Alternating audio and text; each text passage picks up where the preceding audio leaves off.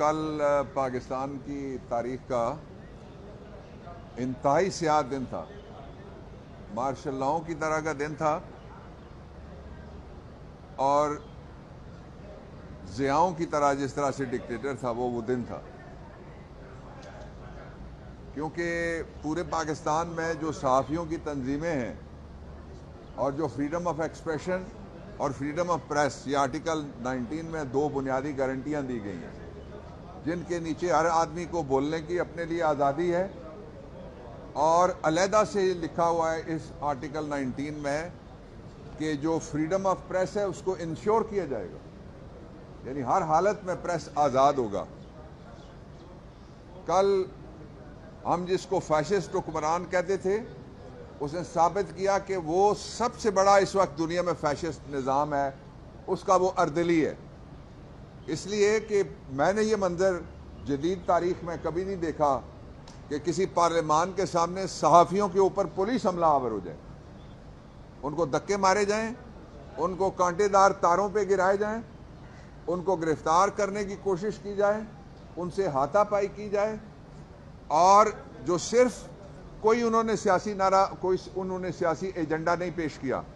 وہ یہ کہتے ہیں کہ جو قائد اعظم کے پاکستان میں جس آزادی کا ہم سے وعدہ کیا تھا قائد اعظم نے، اور وہ ایک منتخب اسمبلی کے ذریعے ایک منتخب حکومت نے 12 اپریل 1973 کے روز آئین کے اندر وہ وعدہ ڈالا قائد اعظم کا کہ پریس آزاد ہوگا، بولنے کی آزادی ہوگی اور لوگوں کے لیے فریڈم آف ایکسپریشن ہوگا، اظہار رائے ہوگا، لکھیں بھی آزادی سے، بولیں بھی آزادی سے، اور آزادی سے پریس کام کرے، وہ خاک میں مل گیا سارا تصور۔ کل میں سب سے پہلے پاکستان تحریک انصاف، اور تھوڑی دیر بعد میری عمران خان سے ملاقات ہے، میں اڈیالہ جیل جا رہا ہوں، ان کو بھی میں یہ ساری تفصیل بتاؤں گا، میں ان کی طرف سے بھی مذمت کرتا ہوں، اور وہ جو جذبات مجھے آپ تک پہنچانے کے لیے کہیں گے وہ میں آپ تک پہنچاؤں گا بھی۔ دوسرے نمبر پہ میں پاکستان کے آئینی بینچ سے یہ کہنا چاہتا ہوں جو سپریم کورٹ آف پاکستان میں تشکیل پایا ہے، اگرچہ آئینی ترمیم 26ویں پچھلے دروازے سے ہوئی ہے، گنتی پوری نہیں تھی، ایم این ایز کو اغوا کیا گیا، ان کی بیٹیوں کو اغوا کیا گیا، ان کی فیملیز کو اغوا کیا گیا، اس کے باوجود چونکہ وہ آئینی بینچ ہے اور فنکشنل ہے، میں ان سے درخواست کرتا ہوں کہ آپ سو موٹو نوٹس لیں۔ دیکھیں، آپ کی جتنی بھی آئین کے حوالے سے جو بھی آپ کی بات چیت ہے، رول آف لا کے حوالے سے آپ کی جتنی بھی بات چیت ہے، وہ پبلک تک پہنچ ہی نہیں سکتی اگر آزاد میڈیا سپریم کورٹ کے باہر نہ کھڑا ہو۔ آپ لوگ یہاں پہ نہ آئیں اور آپ لوگ یہاں پہ نہ آئیں، جو آپ آ کے بلاگ کرتے ہیں، وی لاگ کرتے ہیں، یہاں سے آپ ٹرانسمیشن کرتے ہیں، آپ فوٹیج بیچتے ہیں، آپ پاکستان میں آزادی اظہار کے ہیرو ہیں، اور یہ زیرو حکمران کل آپ پہ حملہ آور ہوئے ہیں۔ اس لیے سپریم کورٹ سے میرا مطالبہ یہ ہے کہ 184(3) کے اندر وہ آئین کے اندر اب بھی قائم ہے، لارجر پبلک امپورٹنس کا اگر کوئی مرحلہ آئے گا تو سپریم کورٹ آف پاکستان کا آئینی بینچ اس کے اوپر نوٹس لے گا۔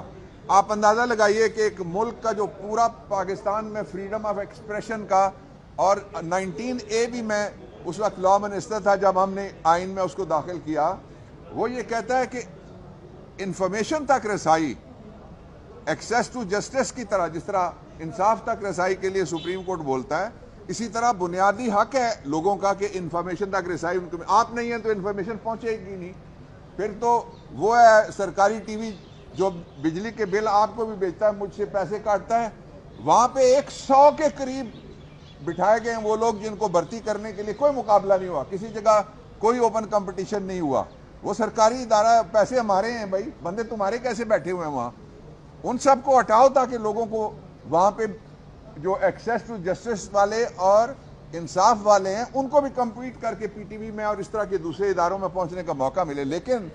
چونکہ مقصد یہ ہے کہ پاکستان میں کوئی آزاد آواز نہ رہے، اور چونکہ مقصد یہ ہے کہ پاکستان کے لوگوں کا گلا دبایا جائے،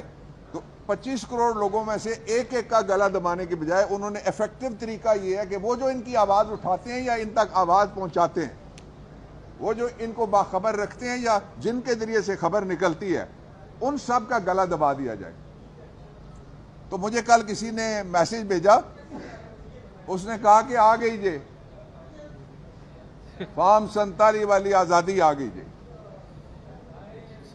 تو اس لیے میرا خیال یہ ہے کہ فوری طور پہ یہ پہلا کیس، باقی جو کچھ سنتے ہیں ہمارے فاضل ججز، وہ 8 ججز کا بینچ اب بہت بڑا بینچ ہے. سپریم کورٹ کی آج کی تاریخ تک کی اکثریت وہاں پہ بیٹھی ہوئی ہے. ان سے میں درخواست کرتا ہوں کہ وہ اس کا نوٹس لیں. پہلے جب یہاں پہ ہمارے لوگوں کو شہید کیا گیا ان کا نوٹس نہیں لیا گیا. آج کل پریس کے اوپر قاتلانہ حملہ ہوا ہے، اور یہ جو پیکا ہے یہ آزادی پریس کے لیے، آزادی صحافت کے لیے، آزادی پریس کلب کے لیے یہ زہر کا ٹیکا ہے. اس کے ذریعے سے ہم اجازت نہیں دیں گے اس نظام کو کہ وہ پریس کی اور پبلیکیشن کی اور فریڈم آف ایکسپریشن کی آزادی کو ختم کر سکے. دوسری بات میں آپ کو یہ کہنا چاہتا ہوں کہ عمران خان کے خلاف جو جھوٹے مقدمات ہیں ان میں سے 2 مقدمات اور ان کو فاسٹ ٹریک پہ ڈال دیا گیا ہے، اور ان میں بھی اگر اس کو سزا ہو جاتی ہے تو عمران خان ساری دنیا کہے گی ناانصافی ہوئے. اس لیے کہ پاکستان میں 2 پریزیڈنٹ اور 5 وزرائے اعظم کا عام عدالتوں میں ٹرائل ہوا ہے. باہر نکالو نا عمران خان کی تصویر چھپنے دو، باہر نکالو عمران خان کو آزاد پریس سے بات کرنے دو، باہر نکالو عمران خان کے ساتھ وہ سلوک کرو، کم از کم اتنا تو کرو جو کل بھوشن کے ساتھ کر رہے ہو. اس کی تو خوشامدیں بھی ساتھ ہو رہی ہیں. اس کے گھر والے آئے، کس طرح سے تم نے ان کو وی آئی پی بنایا. عمران خان کے تو گھر والے بھی مقدمات میں پھنسے ہوئے سارے. اس لیے یہ ظلم کا نظام ہے اور یہ ظلم کا نظام زیادہ دیر نہیں چل سکتا. تیسری بات جو امپورٹنٹ بات ہے وہ میں یہ کرنا چاہتا ہوں کہ ہمارے 2 صوبوں میں بہت حالات سنگین ہیں اور گمبھیر ہیں لا اینڈ آرڈر کے حوالے سے. ہر روز ہمارے بچے، عام لوگوں کے بچے ہیں، وہ ہمارے بچے ہیں، وہ شہید ہو رہے ہیں،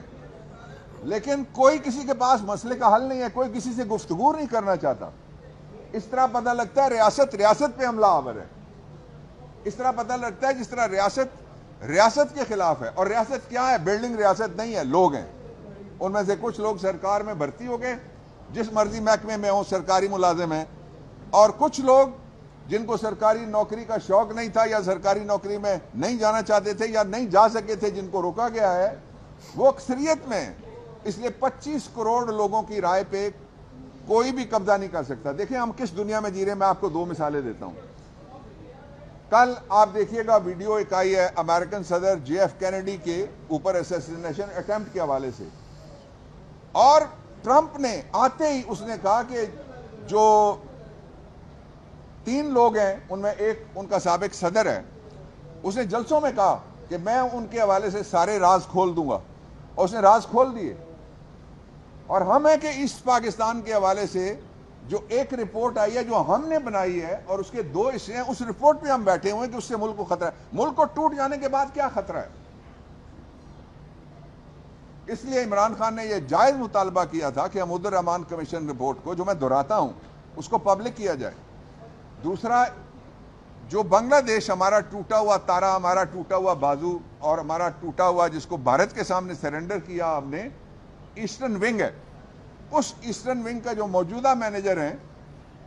انہوں نے ایک انٹرویو میں کہا ہے کہ ساری دنیا کے اندر اس وقت ایک نوجوانوں کے اندر انقلاب آیا ہوا، اس انقلاب کو روکا نہیں جا سکتا. انہوں نے کہا کہ سپر جینیس کوئی نہیں، ہمارے جیسے ہم بچے تھے یہ بچے ہیں، لیکن یہ بچے ان کے پاس ٹیکنالوجی ہے. آپ کبھی وی پی این کو حرام قرار دیتے ہیں، آپ کبھی کسی ٹاک شو کو حرام قرار دے دیتے ہیں، آپ کسی صحافی کی نوکری کو حرام قرار دے دیتے ہیں، اور اس کے لیے آپ نے ملازم رکھے ہوئے ہیں جو آپ کے حق میں ہر وقت بات کرتے ہیں، آپ کی مرضی کا وہ ڈیکلریشن جاری کرتے ہیں. تو اس سے اگر آپ یہ سمجھتے ہیں کہ 35 سے 50 لوگ جو ملک کے وسائل پہ قابو ہیں اور چند محکمے جو ملک کے وسائل پہ قابو ہیں، ان کا راج لوگ قبول کریں گے، وہ نہیں قبول کیا جائے گا کسی قیمت کے اوپر بھی. اور آخری بات میں یہ کہنا چاہتا ہوں کہ فوری طور پہ الیکشن کمیشن، جس کے بارے میں پشاور ہائی کورٹ نے فیصلہ دیا ہے کہ جو ہماری جو سیٹیں ہیں سینٹ کی اور ہماری جو سیٹیں خواتین کی، وہ ایک ہمارا آئینی حق ہے. ان سیٹوں کو فوری طور پہ ان کے لیے شیڈیول جاری کیا جائے اور وہ سیٹیں آئیں تاکہ اسمبلی اور سینٹ پورے ہوں اور ہم پھر یہ مطالبہ کریں گے کہ اب ذرا اسپیکر کا بھی الیکشن کراؤ اور اب ذرا چیئرمین سینٹ کا بھی الیکشن کراؤ تاکہ اکثریتی پارٹی کو اقتدار ملے.